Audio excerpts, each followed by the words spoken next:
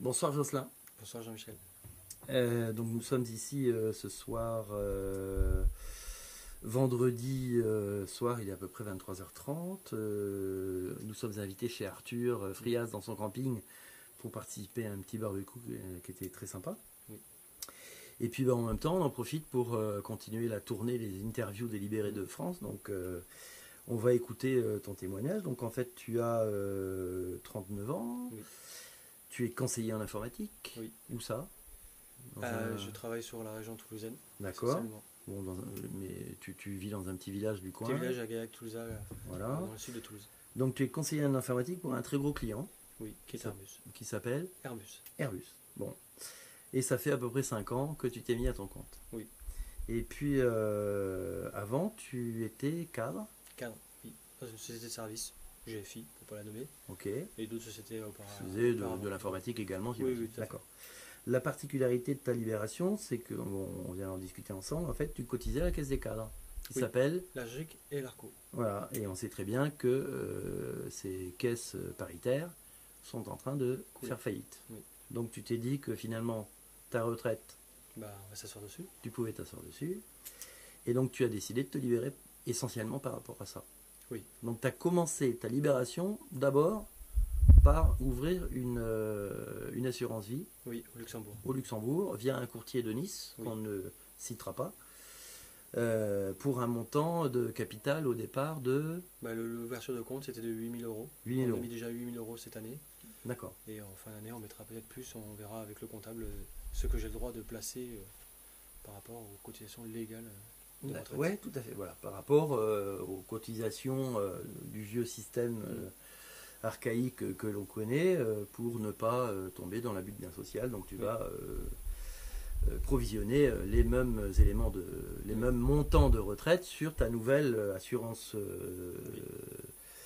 sur ta nouvelle assurance vie qui est au Luxembourg, hein, c'est ça, hein, d'accord. Bon. D'autre part, ta libération vis-à-vis des charges sociales au niveau de la sécurité sociale, elle n'est pas encore tout à fait prête. Non, elle n'est pas encore. Tu la prépares? Je la prépare parce que je cherche la bonne assurance privée. D'accord. Pour l'instant, mon choix a été fait. Ouais. On est en train de voir au niveau du contrat que ça se goupille bien. Bon. Voilà. Moi, j'ai fait ce choix-là parce qu'ils font des remboursements aux frais réels. Oui. Ce qui permet de, quel que soit le montant, c'est pas par rapport à la sécurité sociale, donc si c'est plus que 100%, on sera quand même remboursé par rapport au montant que pour voir la sécurité. Une véritable couverture pour ta santé. Voilà. Et tes charges sociales, donc sans parler de la retraite, puisqu'on en a déjà parlé, tes charges sociales à l'année, c'était à peu près de 9 000 euros. De 9 000 euros. Ok, ben écoute, on a fait à peu près le tour, Jocelyn. Je te remercie de ton témoignage. Je vais te demander de dire un dernier mot au mouvement des libérés, puisque tu fais partie du mouvement. Alors, si tu as quelque chose à leur dire, ou aux futurs libérés, c'est le moment, à toi.